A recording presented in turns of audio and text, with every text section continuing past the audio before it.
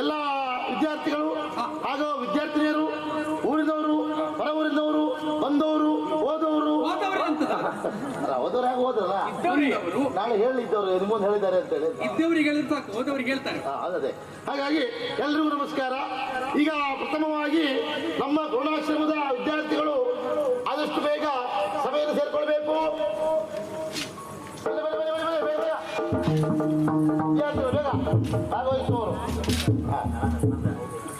ಹಾಗೆ ಬಂದಂತ ವಿದ್ಯಾರ್ಥಿಗಳೇ, ಬಹುಶಃ ನಮ್ಮ ಈ ಗುರುಮಠದಲ್ಲಿ ಇಂಥ ಒಂದು ಕಾರ್ಯಕ್ರಮ ಮಾಡ್ತೇವೆ ಅಂತ ನಾವು ವಿಚಾರ ಮಾಡಲಿಲ್ಲ. ಬಹುಶಃ ಇಂಥ ಒಂದು ಕಾರ್ಯಕ್ರಮ ಮಾಡುವಲ್ಲಿ ನಮಗೆ ಸಹಕಾರಿಗಳಾದವರು ಬಹಳ ಜನ ಇದ್ದಾರೆ. ಬಹುಶಃ ಈ ರೀತಿ ಒಂದು ಆಗುವಲ್ಲಿ ಹೋಗುವಲ್ಲಿ ಚಿಂತನೆ ಮಾಡುವಲ್ಲಿ ಎಷ್ಟು ಭವಿಷ್ಯ ಅದು ಹೇಳು. ನೀವು ಒಂದೇ ಹೇಳಿದ್ರೆ ಕೈ ತೋರಿಸ್ತಿದ್ದಲ್ಲ ಅಂದ್ರೆ ಭವಿಷ್ಯ ಹೇಳಿಕ್ಕೆ ಅದಲ್ಲ ಮರ. ಭವಿಷ್ಯ ಅದ್ರ ಮುಂದೆ ಅಂತ ಮುಂದೆ ಅಲ್ಲ, ಎಷ್ಟು ಮುಂದೆ ಅದು ಅದು ಹೇಳಿದ್ರೆ ಮುಂದೆ ಹೋಗುದಿಲ್ಲ ಮರಯ್ಯ. ನಮ್ಮ ಸಮಸ್ಯೆ ಅದು. ಭವಿಷ್ಯ ಹೋಗ್ತಾನೆ ಮರ ಚಕ್ರವರ್ತಿ ಯಾಕೆ ಅವ್ರು ಹೇಳ್ಕೊಂಡು ಹೋಗ್ಲಿ, ಅದೆಲ್ಲ ವಿಷಯ ಮುಂದೆ ಹೋಗ್ಬೇಕಲ್ಲ. ಹಾಗೆ ಈಗ ಪ್ರಥಮವಾಗಿ ಏನು ಕೇಳಿದ್ರೆ ಬಹುಶಃ ಅಲ್ಲ ಇದು ಏನ್ ಕೇಳಿದ್ರೆ ಮಹಾರಾಜರು ಬರಬೇಕು. ಮಹಾರಾಜರಂತ ಮಹಾರಾಜರು ಅಲ್ಲ, ಭೂಮೀಂದ್ರ ಮಹಾರಾಜರನ್ನ ನಮ್ಮ ಈ ಗೌಣಾಶ್ರಮದ ಗುರುಗಳು ಅಂತ ಗುರುಗಳು ಗುರುಗಳಲ್ವಾ ಮತ್ತೆ ಹೆಸರಂತ ಅವ್ರದ್ದೆ ದೇವದಾಸ್ ಗುರುಗಳ ಮನೇಲಿದ್ದ ಮತ್ತೆ ದೇವದತ್ತ ಗುರುಗಳು ಮಹಾರಾಜರನ್ನ ಸಭೆ ಕರ್ಕೊಂಡು ಬರಬೇಕು ಆದಷ್ಟು ಬೇಗ. ಬನ್ನಿ ಗುರುಗಳ ಸಭೆ. ನಮಸ್ಕಾರ ನಮೋ ನಮಃ. ನೀವಲ್ಲೇ ನಂತರದಲ್ಲಿ ಸಿಗ್ತೇನೆ ನಿಮ್ಗೆ. ಎಲ್ಲ ಶಾಂತ ರೀತಿಯಿಂದ ವರ್ತಿಸಬೇಕು. ಚೋಣ ಮರ ಇಲ್ಲಿ ಗಲಾಟೆ ಆಗ್ತಾ ಉಂಟು. ಗಲಾಟೆ ಆಗಬಾರ್ದು. ಎಲ್ಲ ಶಾಂತ ರೀತಿಯಲ್ಲೇ ಕುಂತಾರೆ. ಶಾಂತರಾಗಬೇಕು. ಗಲಾಟೆ ಮಾಡ್ತಾರೆ ಇಲ್ಲೇ ಮಾಡಬಾರ್ದು ಅಂತ ಹೇಳಿ ಆಗುದು ಇಲ್ಲ. ಆದಿ ಅಂತವ್ರೆಲ್ಲ ನಮ್ಮವ್ರು ಬಿಟ್ಟು ನಿಮ್ಗೆ ಒಟ್ಟು ಶುರು ಮಾಡಿಬಿಟ್ಟ. ಗುರುಗಳು ಬಂದ್ರೆ ನೀ ಬಂದ. ಗುರುಗಳನ್ನು ಕರೆದಿದ್ದ ಬರ್ತಾ ಇದ್ದಾರೆ. ಯಾರು ನೀ ಯಾರೇ? ನಾನು ನಲಂದ ವಿಶ್ವವಿದ್ಯಾಲಯ ಬಂದವ ಸದನ. ದೇವ್ರೇ ದನ ಅಲ್ಲ ಸದನ. ಅಲ್ಲಿಂದ ಬಂದವ್ರು ನೀವು. ಹೌದು. ಬನ್ನಿ ಕೂತ್ಕೊಳ್ಳಿಕ್ಕೆ ಅಂತ ನಿಂತ್ಕೊಂಡೆ. ಬೇಸರ ಕೂತ್ಕೊಳ್ಳಿ. ಬೇಸರ ಆಯ್ತಲ್ಲ? ಇಲ್ಲಪ್ಪ ಕೂತ್ಕೊಳ್ಳಿ. ಆಗಿ ಯಾವುದು ಕೂತ್ಕೊಳ್ಳಿ. ಬೇಸರ ಆಗ್ತದಾ? ಇಲ್ಲ ಗುರುಗಳ ಯಾರು ಗುರುಗಳು ಬರೀ ಕಡ್ರೆ ಅಂತ ಕಚ್ಚಿರ್ತಾರೆ. ಗುರುಗಳು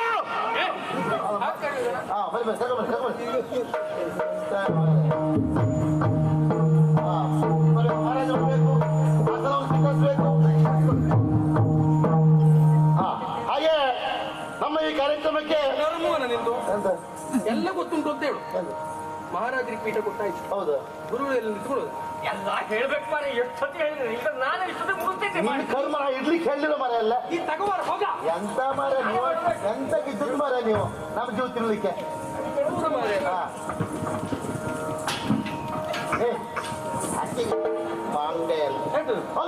ಬಂದ ಹೋಗುದು ಹಾಗೆ ಯಾಕಿದ್ರೆ ಮರ ನೀವು ಜಾಣ ಹೌದಲ್ಲ ನಿಮ್ಮ ಗುರು ಶಿಷ್ಯರಾದ ಜಾಣ ಅಲ್ಲದೆ ನೀವೇ ಜಾಣ್ರೆ ಇಲ್ಲಿಟ್ರೆ ಮರ ಎಲ್ಲಿ ಬಂದವ್ರು ಹೋಗ್ಬೇಕಲ್ಲ ಮರ. ಬಟ್ ಕಲ್ಪನೆ ಇಲ್ವ ಅವನಿಗೆ? ಎಂತ ಮಾರ ನೀವೆಲ್ಲ ರಗಡೆ ಮಾರ ಹೇಗಿರ್ತಾರೆ ಅಂದ್ರೆ ಬರುವರೆ ಅಂತ ಮಾಡುದು. ಹೌದಲ್ಲ ಮರ ಅಂತಿನ ಜಾಣ ಮರ ಬೇಡ. ಈಗ ಚಲ್ಲಿ ತಗೋಬ, ನಾನು ಸನ್ಮಾನ ಪತ್ರ ತಗೋಬ. ನಿಂಗೆ ಕುಡಿಬೇಕಂತ ಬೇಕಾ?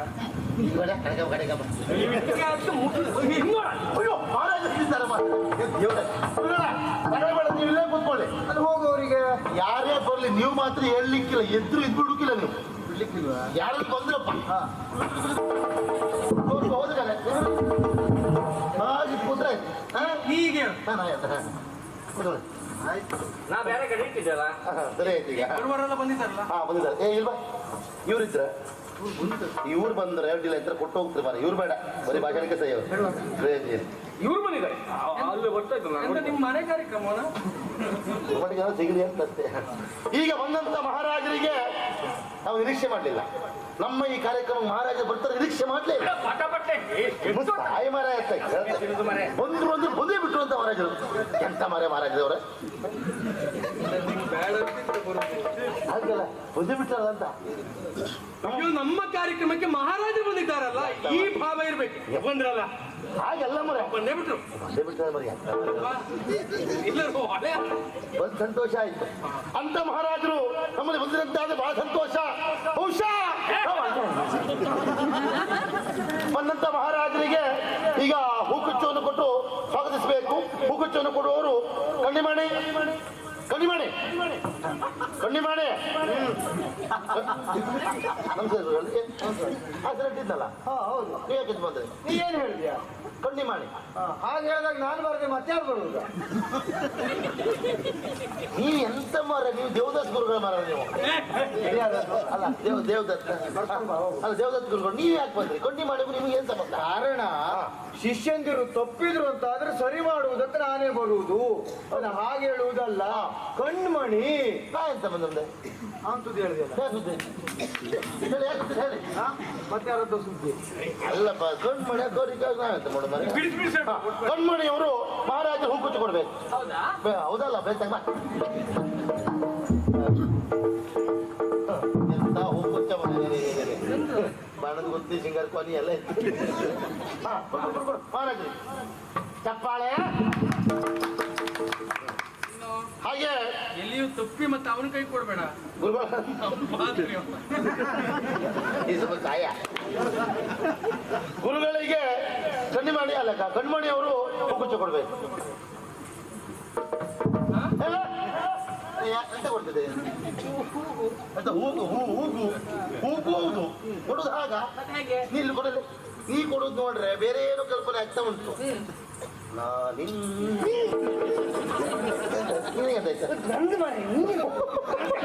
ಓ ಇಲ್ಲಿ ಬೇಕಿರುತ್ತೆ. ನನ್ಸೆ ನನ್ಸೆ ನೀನ್ ಚುರುಕಂತಲ್ಲ ಪುರಿ ಒಲೆಗೆ ಉಪ್ಪಾಕದಾಗ ಆಯ್ತೇನು?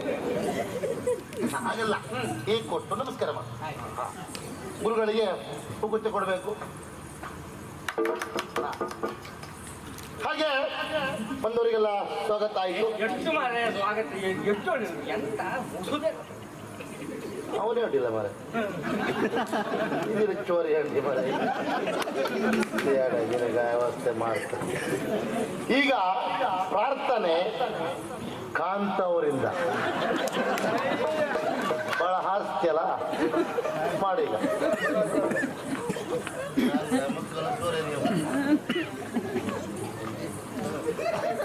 ಈಗ ಅಜ್ಜ ಮಾಡ್ದ ಹಂಗೆ ನೀ ಹೀಗೆ ಏನಾದ್ರು ಮಾಡ್ತೇ ಅಂತ ಗೊತ್ತಿತ್ತು. ಗಣೇಶ್ ಅಂತ ಬರ್ಸ್ಕ ಬಂದಿದ್ದೆ ನಾನು. ಒಳ್ಳೆದಾಯ್ತು ಮಾಡ್ಕೊಟ್ಟು ಜನ ಮಾತ್ರ.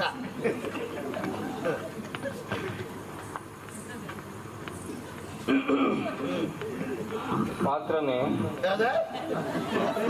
ಪ್ರಾರ್ಥನೆ ಪಾತ್ರನೇ ಅಲ್ಲ. ಹಂಗೆ ಬರೆದಿದ್ದ ಮರೆಯ ಅವ ಮತ್ತೆ ಎಂತ ಬರೀತ ಅವ ಗೋಳಿ ಬಜ್ಜಿ ಬರೀ ಬಜ್ಜಿ ಗೋಳಿ ಅಂತಾವ. ತಡಿ ಮರೆಯ ನಾವು ಓದ್ತೆ ಒದಿಪೆ ಒದಿಪೆ ಒದಿಪೆ ಒದಿತೆ ಇಲ್ಲ ಎಂತದ ಒಂದು ದೀಪೆ ಒಂದು ದೀಪೆ ಅಲ್ಲ ಸೊನ್ನೆ ಬೆಲೆ ಇಲ್ಲದ ಒಂದಿಪೆ ನಿನಗೆ ಗಣನಾಥ ದೇವ ಒಂದಿಪೆ ನಿನಗೆ ಗಣನಾಥ ಹಾದಿಯಲ್ಲಿ ನಿನ್ನಪ್ಪದ ಪೂಜಾ ಗಾಂಧಿ ಧರ್ಮರಾಯ ಹಾದಿಯಲ್ಲಿ ನಿನ್ನಪ್ಪದ ಪೂಜಾ ಗಾಂಧಿ ಧರ್ಮರಾಯ ಸಾದಾ ಸೀದಾ ದೋಸೆ ತಿಂದ ಗಣನಾಥ. ಈರುಳ್ಳಿ ಅಂತ ಹಾಕಿಲ್ಲ ಅವ್ರಿಗೆ ಗೊತ್ತಿಲ್ಲ ಕೊಡ್ಲಿಲ್ಲ ಗಣೇಶನಿಗೆ ನಂಗೆ ಗೊತ್ತಿಲ್ಲ. ಒದಿಪೆ ನಿನಗೆ ಗಣನಾಥ ದೇವ ಒದಿಪೆ ನಿನಗೆ ಗಣನಾಥ ಹಾದಿಯಲ್ಲಿ ನಿನ್ನಪ್ಪದ ಪೂಜಾ ಗಾಂಧಿ ಧರ್ಮರಾಯ ಸಾದಾ ಸೀದಾ ದೋಸೆ ತಿಂದ ಗಣನಾಥ ಒದಿಪೆ ನಿನಗೆ ಗಣನಾಥ.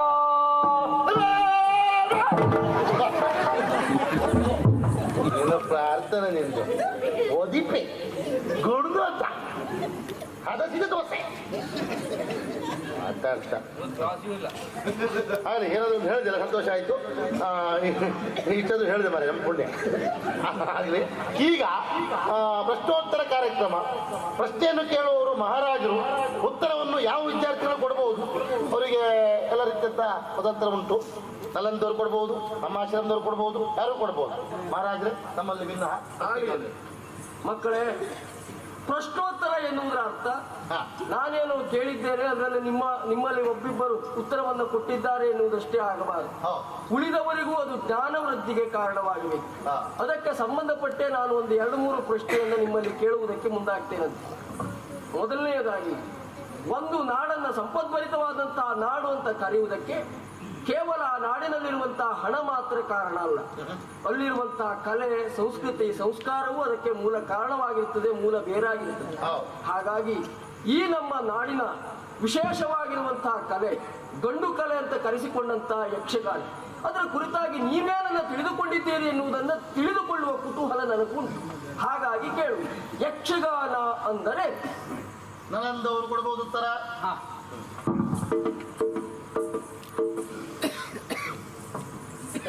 ಪ್ರಶ್ನೆ ಏನು ಕೇಳಿದ್ರು ಅವರು? ಇವರೇ ಕೇಳುದಿಲ್ಲ. ಹೌದಲ್ವಾ? ಮತ್ತೊಮ್ಮೆ ಹೇಳು. ಯಕ್ಷಗಾನ ಎಂದರೆ ಇದು ಪ್ರಶ್ನೆ ಅಲ್ಲ ಉತ್ತರ. ಇದು ಪ್ರಶ್ನೆ, ಇದೆಲ್ಲ ಒಂದು ಲೆಕ್ಕವೇ ಅಲ್ಲ ನಮಗೆ. ನಲಂದ ವಿಶ್ವವಿದ್ಯಾಲಯದಿಂದ ಬಂದವನ. ಯಕ್ಷಗಾನ ಎಂದರೇನು? ಯಕ್ಷ ಗಾನ, ಗಾನ ಯಕ್ಷ, ಇದುವೇ ಯಕ್ಷಗಾನ. ಒಳ್ಳೆ ಅಪ್ಪ ಅಮ್ಮ, ಅಮ್ಮ ಅಪ್ಪ, ಅಪ್ಪಮ್ಮ ಅಮ್ಮಪ್ಪ. ಒಳ್ಳೆ ಅಲ್ವಾ? ಹಿಮ್ಮೇಳಕ್ಕೆ ಸರಿಯಾದ ಮುಮ್ಮೇಳ, ಮುಮ್ಮೇಳಕ್ಕೆ ಸರಿಯಾದ ಹಿಮ್ಮೇಳ. ಇದ್ರೆ ಮಾತ್ರ ಒಂದು ಮೇಳ ಎನ್ನುವುದು ಪ್ರಖ್ಯಾತಿಯನ್ನ ಪಡೆಯುವುದು. ಇನ್ನು ಯಕ್ಷಗಾನ ಕಲಾವಿದನಿಗೆ ಇರಬೇಕಾದದ್ದು ಏನು ಪ್ರಮುಖವಾಗಿ? ಸಮಯ ಪ್ರಜ್ಞೆ, ಬುದ್ಧಿವಂತಿಕೆ, ರಾಜಕೀಯ. ರಾಜಕೀಯ ಇದ್ದನ ಅವನ ಮೇಲೆ ಬಂದ. ಇದು ಯಕ್ಷಗಾನ. ಅದಿಲ್ಲ, ಇದು ಸಮುದ್ರ ಅವರು ಉತ್ತರ ಕೊಡ್ಬೇಕು.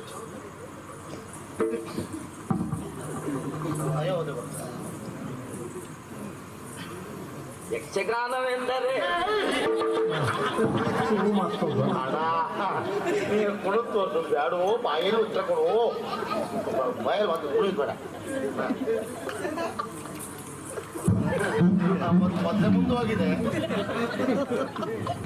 ವರ್ಷ ಹೀಗೆ.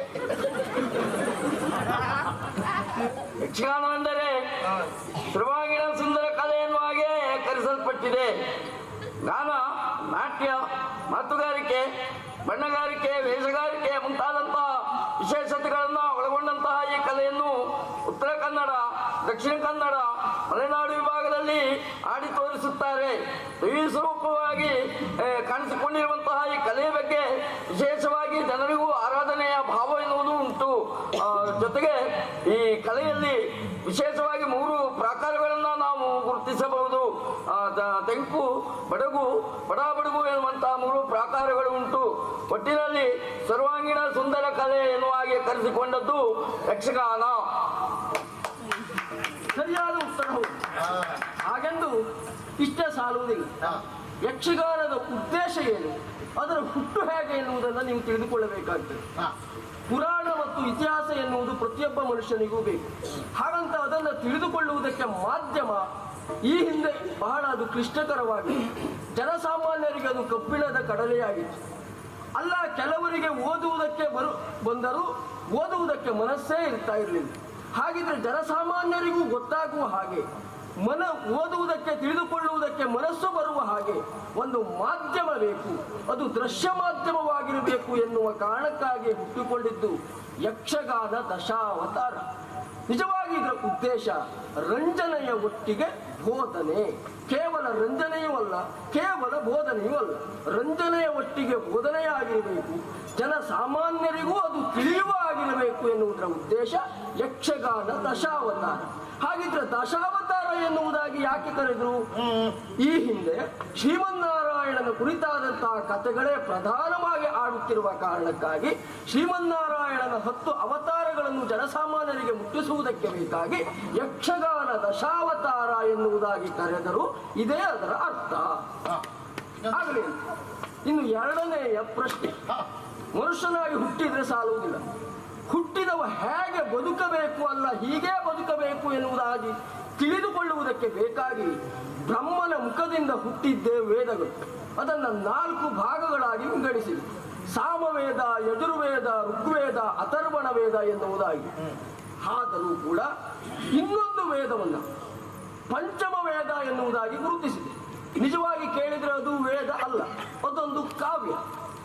ನಿಮ್ಮಲ್ಲಿ ಕೇಳ್ತೇನೆ, ಹಾಗೆ ಪಂಚಮ ವೇದ ಎನ್ನುವುದಾಗಿ ಕರೆಯಲ್ಪಟ್ಟಂತಹ ವೇದದ ಹೆಸರೇನು? ನನ್ನಂದವರು ಪ್ರೇಮನಾದವೇ ಪಂಚಮ ವೇದ.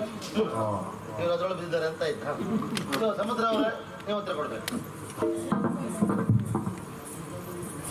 ಉತ್ತರ ಅಲ್ಲಿಲ್ಲ, ನನ್ನ ಮಕ್ಕಳಾಗ್ತಿರುತ್ತ.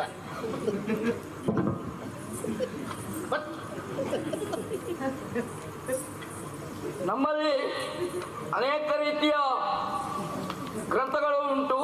ಸನಾತನ ಸಂಸ್ಕೃತಿಯನ್ನ, ಸಂಸ್ಕಾರವನ್ನ ಬಿಂಬಿಸುವಂತ ಅನೇಕ ರೀತಿಯ ಗ್ರಂಥಗಳನ್ನ ನಾವು ನೋಡಿದ್ದೇವೆ.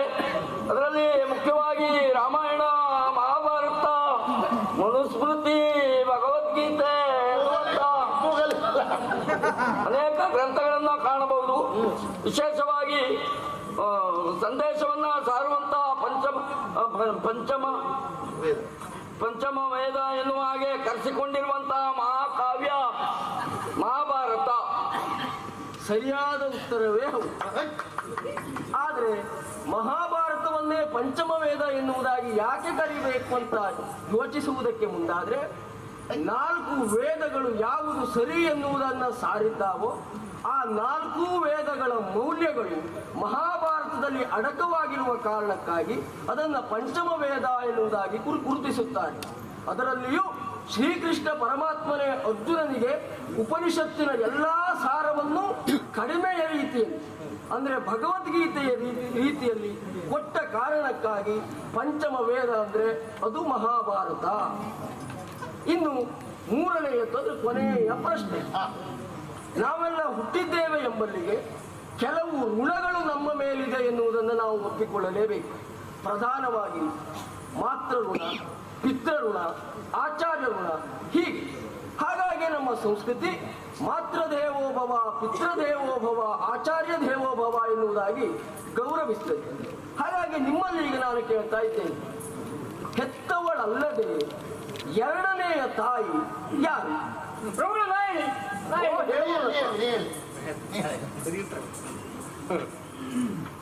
ಎರಡನೇ ತಾಯಿ ಅಪ್ಪನ ಎರಡನೇ ಹೆಂಡತಿ. ಇದು ನೀನ್ ಹೇಳೋದು ಸರಿ ಉಂಟು. ನಿಮ್ಮಪ್ಪ ಇದನ್ನೇ ಮಾಡೋದಲ್ಲ. ಎರಡನೇ ತಾಯಿ ತಂದೆ. ತಾಯಿ ತಂದೆ. ತಾಯಿ ತಂದೆಯಾ ನಿಮ್ ತಂದೆಯಾ? ನಾನು ಹೇಳ್ತೇನೆ, ಎರಡನೇ ತಾಯಿ ಅಜ್ಜಿ, ಅಮ್ಮನ ಅಮ್ಮ ಎರಡನೇ ತಾಯಿ. ಅದು ನೀವು ಅಜ್ಜಿ ಸಾಕಿರೋ ಬಹುಶಃ. ಅಜ್ಜಿ ಸಾಕಿರೋ ಬಜ್ಜಕ್ಕೂ ಬಾಳ ಹೇಳ ಮಾತು.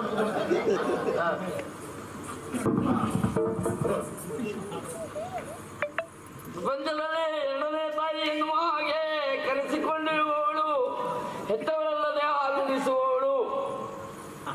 ಸರಿಯಾದ ಉತ್ತರವೇ ಹೌದು. ಹಾಗಿದ್ರೆ ಹೆತ್ತವಳಲ್ಲದೆ ಹಾಲುಣಿಸುವವಳು ಯಾರು? ಅದಕ್ಕೆ ಉತ್ತರ ಗೋವು.